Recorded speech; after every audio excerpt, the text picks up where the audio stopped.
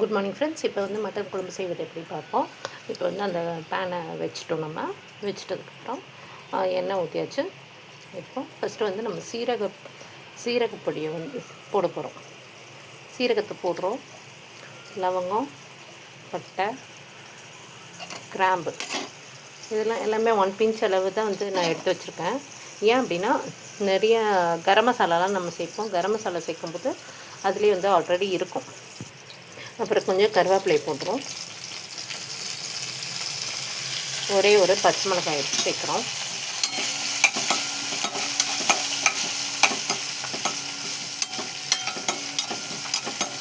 இதெல்லாம் அப்படியே வந்து நல்லா ஒரு மிக்ஸ் பண்ணிடுறோம். அப்படியே அது ஹீட் ஆகிடும். அது ஹீட் ஆனதுக்கப்புறமா அப்படியே வந்து நறுக்கி வச்சுருக்க ஒரு 2 வெங்காயம் அளவு பெரிய வெங்காயத்தை வந்து நான் நறுக்கி வச்சுருக்கிறேன். இந்த அளவுக்கு நல்லா போடுறேன்.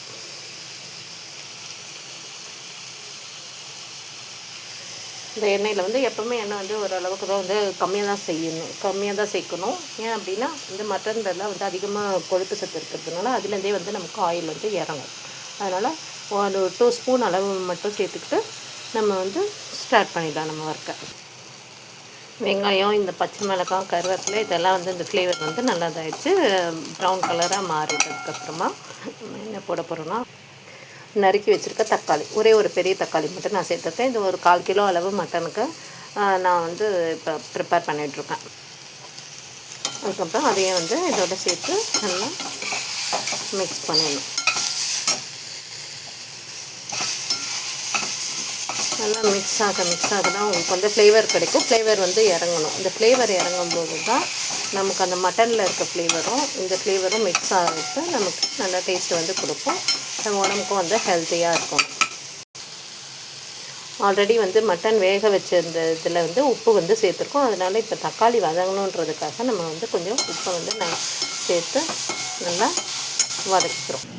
இந்த தக்காளியும் வெங்காயமும் நல்லா மிக்ஸ் ஆகிட்டு நல்லா வதங்கிடுச்சு. இந்த தக்காளியும் வந்து கொஞ்சம் அப்படியே ஸ்மாஷ் ஆகிடுச்சு.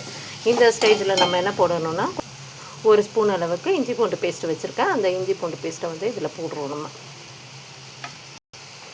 இஞ்சி பூண்டு பேஸ்ட்டு போட்டு அதை அப்படியே நம்ம வந்து ஒரு மிக்ஸு கொடுக்குறோம்.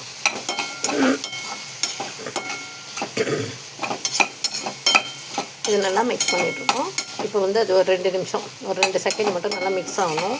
இந்த இஞ்சியும் அந்த பூண்டு, தக்காளி எல்லாமே நல்லா வந்து மிக்ஸ் ஆகணும்.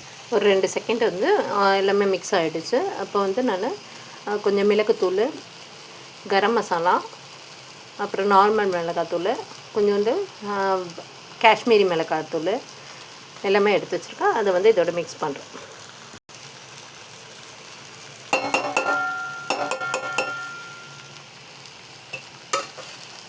இப்போ இது வந்து நல்லா மிக்ஸ் ஆகிடுச்சு. இந்த மிக்ஸ் ஆகிற ஸ்டேஜில் நம்ம என்ன பண்ணுறோன்னா ஆல்ரெடி வந்து உப்பு, மஞ்சத்தூள், கறி, மட்டன் எல்லாமே போட்டு வேக வச்சு வச்சுருக்கோம். ஒரு 5 விசில் விட்டு வச்சுருக்கோம். அதை வந்து எடுத்து இதோட மிக்ஸ் பண்ணிடுறோம்.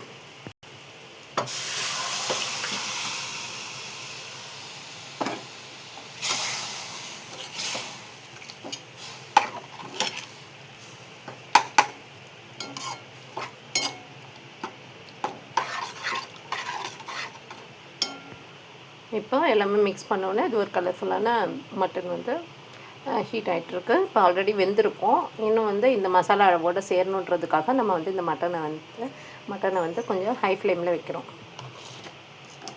ஹை ஃப்ளேமில் வச்சுட்டு என்ன பண்ணுறோன்னா தேவையான அளவு தண்ணி வேணும்னா தண்ணி ஊற்றிக்கிறோம். தேவையான அளவு தண்ணி வேணும்னா நம்ம கொஞ்சம் வந்து தண்ணி சேர்த்துக்கலாம். ஒரு 1/2 டம்ளர் மட்டும் சேர்த்துக்கலாம். சேர்த்துட்டதுக்கப்புறமா அது அப்படியே வந்து ஹீட் ஆகும். ஒரு லிட்டை போட்டு நல்லா மூடி வச்சிடலாம். இந்த மாதிரி லிட்டு போட்டு மூடி வச்சிடலாம். இப்போ இந்த மட்டன் குழம்பு வந்து நல்லா ரெடி ஆகிடுச்சு. இந்த இறக்குற ஸ்டேஜில் நம்ம என்ன பண்ணலான்னா கொத்தமல்லி இலையை வந்து நறுக்கி வச்சுருக்கேன். அதை வந்து அப்படியே போட்டுட்டு நம்ம என்ன பண்ணணும்னா ஒரு மிக்ஸ் பண்ணி விட்டுட்டு அந்த ஃப்ளேவர் வந்து நல்லா இறங்கும். அப்படியே வந்து நம்ம இதை மூடி வச்சிடலாம். ஃப்ளேம் ஸ்டவ்வையும் வந்து நம்ம ஆஃப் பண்ணி வச்சிடலாம். இப்போ நம்ம சண்டே ஸ்பெஷல் ரெடி. இந்த மட்டன் குழம்பு, ரசம்,